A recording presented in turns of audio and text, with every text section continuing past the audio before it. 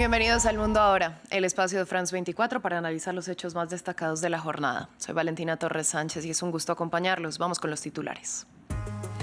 El presidente de Venezuela, Nicolás Maduro, acusó a Estados Unidos de inventarse una nueva guerra y pidió quitarle la nacionalidad al opositor Leopoldo López, argumentando que hizo un llamado a la invasión.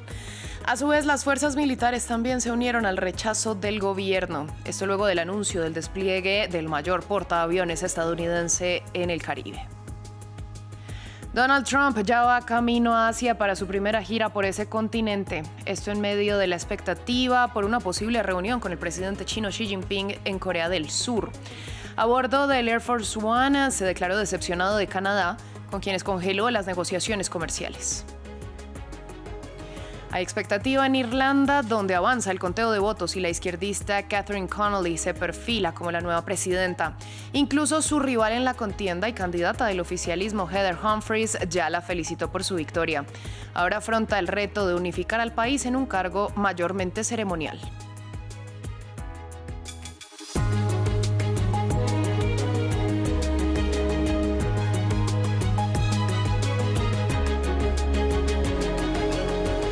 Damos inicio en Venezuela, donde el presidente Nicolás Maduro acusó a Estados Unidos de inventarse una guerra. Esto luego de que Washington anunciara el despliegue de su mayor portaaviones en el Caribe.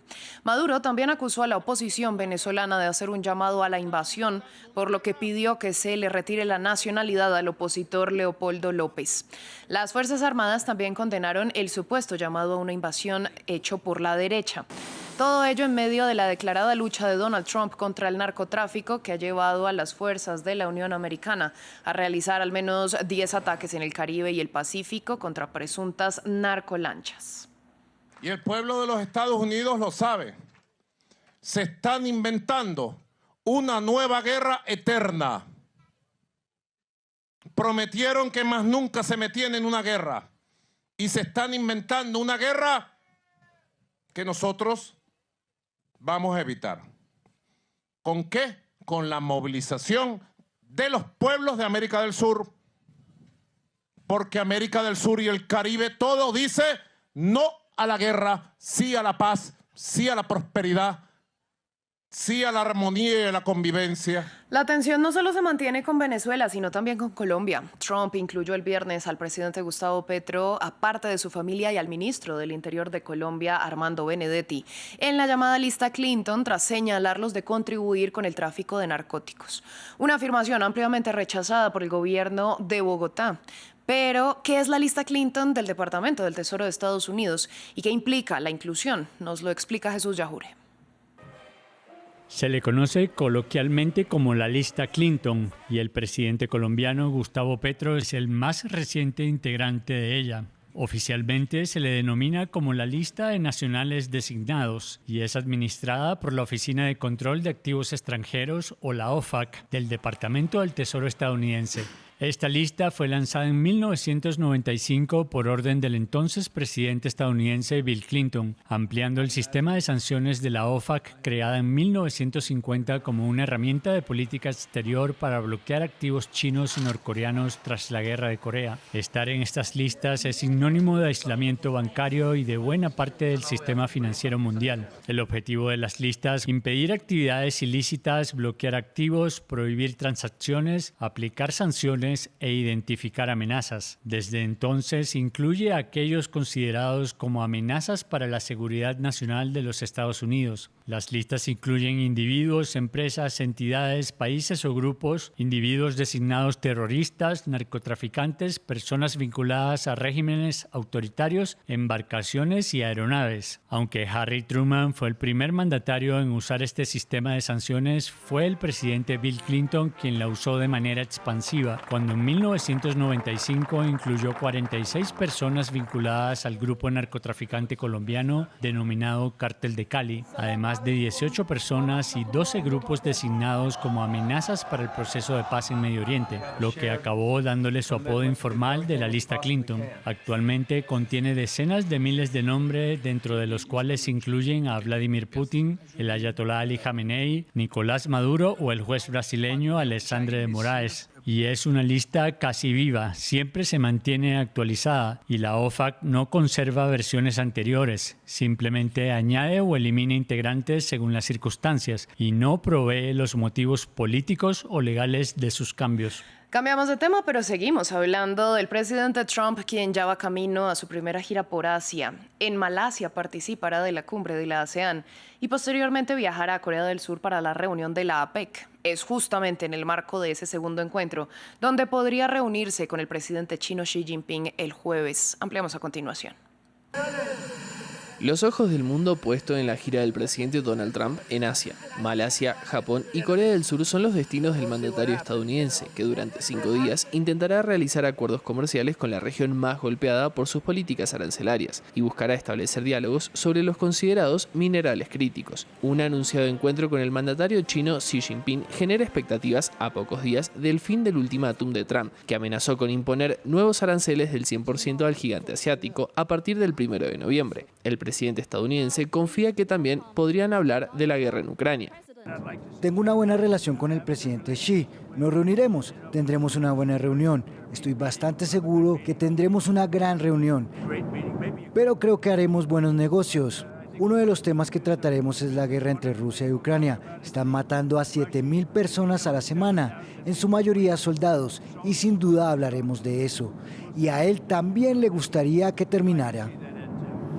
En su agenda, Trump dejará firme el acuerdo de alto el fuego logrado entre Tailandia y Camboya, tras el enfrentamiento de 5 días en julio, que dejó decenas de muertos y más de 300.000 desplazados, en una frontera aún caliente. El lunes, Trump visitará Japón, su principal aliado en la región, donde se reunirá con la nueva primera ministra japonesa, Sanae Takaichi. La posibilidad de un encuentro entre Trump y el líder de Corea del Norte, Kim Jong-un, marcaría la primera gira del mandatario estadounidense en Asia desde su regreso a la Casa Blanca en 2025. Trump aseguró estar dispuesto a dialogar, pero reconoció las posibilidades de que esto no ocurra durante la presente gira.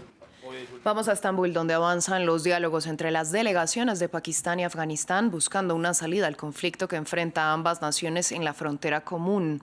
Pese a los diálogos, el ministro de Defensa pakistaní advirtió de la posibilidad de una guerra abierta si fracasan estas conversaciones.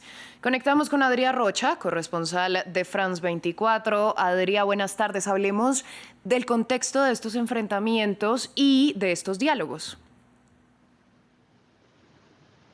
Pues sí, primero para aportar un poco de contexto, este conflicto entre el gobierno talibán de Afganistán, recordemos, en el gobierno desde hace 4 años, en 2021, y el gobierno de Pakistán empezó hace justo 3 semanas, cuando una explosión sacudió la capital afgana de Kabul. El gobierno talibán acusó a Pakistán directamente de estar detrás de esa explosión y desde entonces hasta la semana pasada hubo combates constantes en la frontera de ambos países, que ha sido completamente cerrada. Ha habido varias decenas indeterminadas de muertos, sobre todo militares de ambos países, y también ha habido algunos civiles que murieron durante estos combates. Ahora mismo estos combates pararon gracias a la mediación en una ronda de negociaciones, la primera la semana pasada, ocurrida en Doha, Qatar, en la que también participó Turquía. Hoy está viendo en Estambul esta segunda ronda de negociaciones que busca, a partir del alto el fuego conseguido la semana pasada, llegar a un acuerdo de mucho más alcance entre los talibanes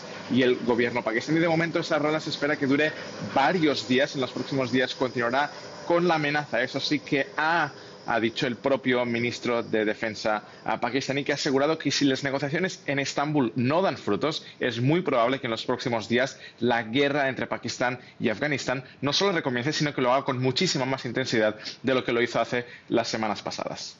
Adrià, también vale la pena analizar el papel de Turquía como mediador en este y otros conflictos.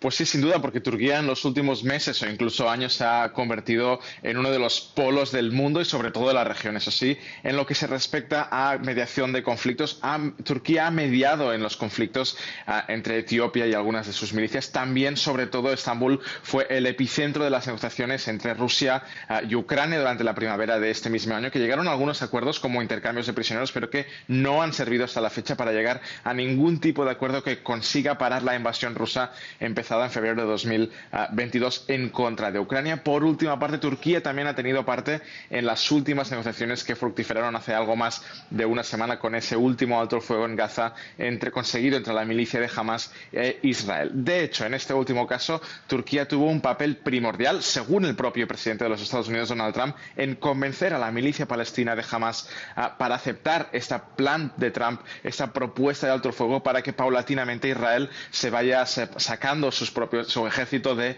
la franja de Gaza. Hamas, recordemos, es la gran aliada de Turquía y de Qatar, y los líderes políticos de la milicia palestina durante las últimas décadas han vivido entre los dos países. De hecho, Qatar fue atacada por Israel hace un mes y medio, lo que provocó el enfado de los Estados Unidos, que hicieron a través de el propio presidente de los Estados Unidos y la mediación de Turquía, Qatar y Egipto, este último acuerdo de alto el fuego, que de momento, aunque muy frágil y con muchas rupturas, sigue aún en pie en la franja de Gaza. Pues Adrián, muchas gracias por esta ampliación. Nosotros ahora vamos hasta Irlanda porque mientras avanza el conteo de votos, es prácticamente seguro que la izquierdista Catherine Connolly gane la presidencia tras los comicios del viernes. Un cargo netamente ceremonial, pero que sería clave para unir a la juventud en el país. Incluso su contrincante, el aspirante por el Fine Gael, el partido de gobierno, ya la felicitó. Luisa Pulido, corresponsal de France 24 en Londres, nos amplió los detalles. A pesar de la bajísima participación en las elecciones y un altísimo número de votos anulados, la independiente Catherine Connolly se convirtió como la nueva presidenta de la República de Irlanda, la 10ª en la historia de ese país. Ella es además una representante de una coalición de partidos de izquierda que reemplazará al presidente Michael Higgins, quien terminará su periodo el 11 de noviembre. Connolly es una veterana política, abogada y diputada que ha protagonizado varias polémicas y controversias a lo largo de su carrera.